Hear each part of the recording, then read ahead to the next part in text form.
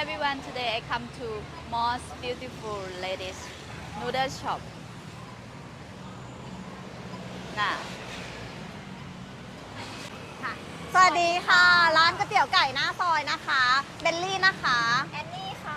ค่ะร้านของเรานะคะจะเป็นแบบว่าให้ลูกค้าสั่งเส้นค่ะ แล้วก็ที่เหลือนะคะ ลูกค้าสามารถตักเองได้เลยค่ะ ร้านนะคะจะเปิดทุกวันเลยค่ะ ร้านอยู่ตรงไหนคะสุขสวัสดิ์27ค่ะค่ะ ร้านเปิดทุกวันนะคะไม่มีวันหยุดค่ะ9โมงนะคะถึง3โมงเย็นค่ะ อันนี้เดี๋ยวเราจะทำก๋วยเตี๋ยวให้นะคะ ก็คือเป็นเส้นเล็กใช่ไหมคะใช่ค่ะ จะมีกระเทียมเจียวกับต้นหอมนะคะ ที่จะถามลูกค้าว่าใส่หรือไม่ใส่ค่ะ แล้วแต่ลูกค้าชอบหรือไม่ชอบอันนี้เราก็จะลวกนะคะ เวลาเราลวกนะคะ เราก็จะแบบเน้นๆหน่อยอะไรอย่างเงี้ยค่ะใช่ค่ะ เหลือเพลงอย่างเดียวไม่มีไม่ได้เปิดเพลงนะคะแล้วก็จะมีเมนูหน้าร้านนะคะ ให้ลูกค้าเลือกตักฟรีค่ะเป็นบุฟเฟ่ค่ะ ว่าชอบทานอันไหนหรือไม่ชอบทานอันไหนค่ะ แล้วก็จะมีผักให้หน้าร้านค่ะ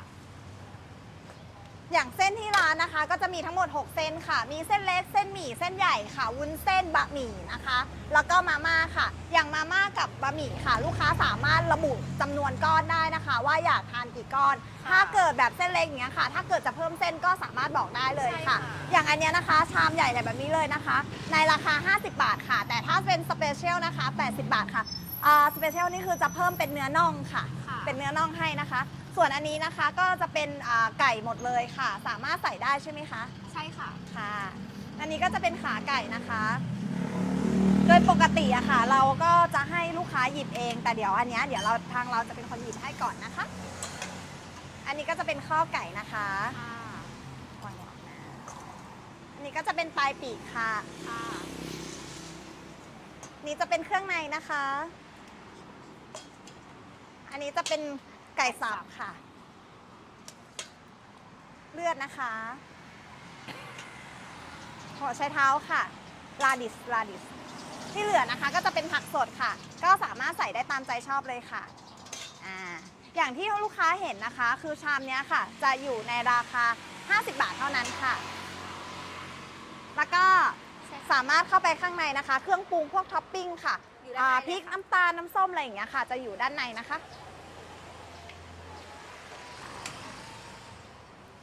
นี่ค่ะถ้าเกิดว่าใครชอบทานเปรี้ยวทานเผ็ดทานหวานนะคะก็สามารถปรุงรสได้แต่ถ้าเกิดว่าทานแบบปกติอะค่ะน้ำซุปของเราจะเน้นหวานนิดนึงได้อยู่แล้วค่ะพอได้อย่างนี้เสร็จแล้วใช่ไหมคะลูกค้าก็เลือกที่นั่งได้ตามใจชอบได้เลยค่ะขอบคุณนะคะหนูเอาซิกเนเจอร์80 บาทได้ค่ะเดี๋ยวหนูขอเอาลูกเก็บลูกค้าค่ะอันนี้เราก็จะทำเส้นหมี่นะคะเส้นหมี่ของเราก็จะลวกลงไปในน้ำซุปค่ะเสร็จแล้วเราก็จะใส่ผักลงไปค่ะ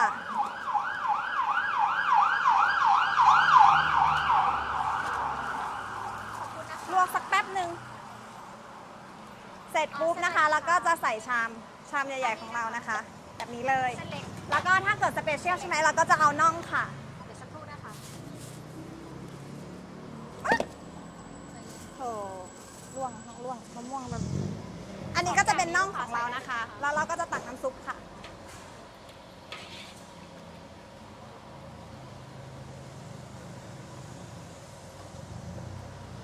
แล้วก็จะใส่เนื้อไก่ลงไปนะคะแล้วก็เชิญด้านนี้ได้เลยค่ะลูกค้าเยอะหน่อยเติมด้านหน้าได้เลยค่ะอันนี้นะคะก็จะเป็นกาลิกนะคะกับค่ะที่เหลือนะคะลูกค้าก็สามารถตักเองได้เลยค่ะเรียกแม่ค้าจัดให้เลยได้ค่ะแอนตัวเป็นคนจัดให้หน่อยดีเบนจะได้ทำออเดอร์แล้วอีกชามหนึ่งรับเป็นเส้นอะไรคะเหมือนกันค่ะ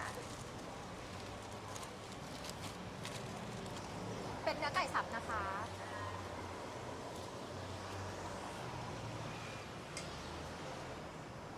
แล้วก็เครื่องในไก่ค่ะ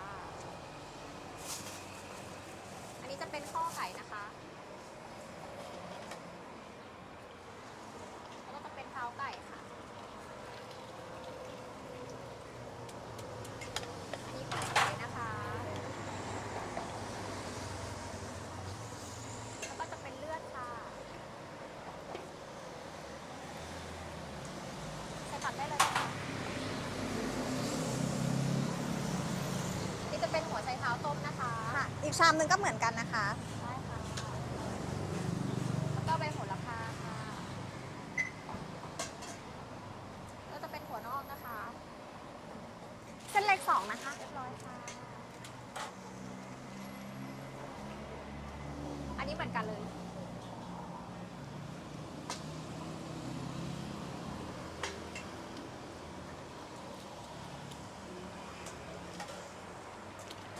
ออเดอร์ค่ะ 4 ชุด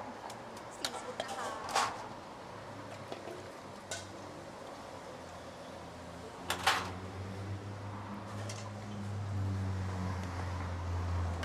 เส้นเล็กค่ะตักได้เลยนะคะ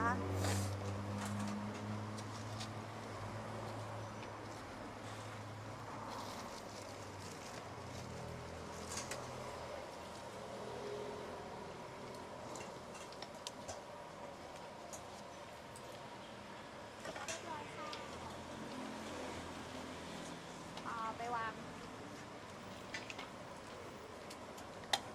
เดี๋ยวลูกค้าปรุงได้เลยนะคะ ขอบคุณนะคะ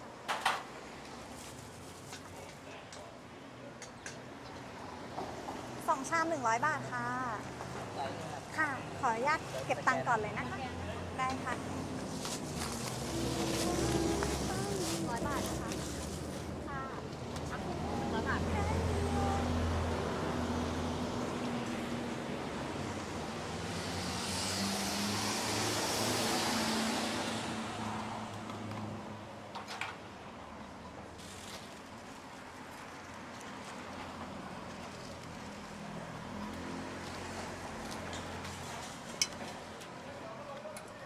เติมทุกอย่างเลยหรือว่า ทุกอย่างค่ะ 4 ชุด หน่อยๆก็พอไม่ต้องเยอะ อย่างละติวๆก็พอนะ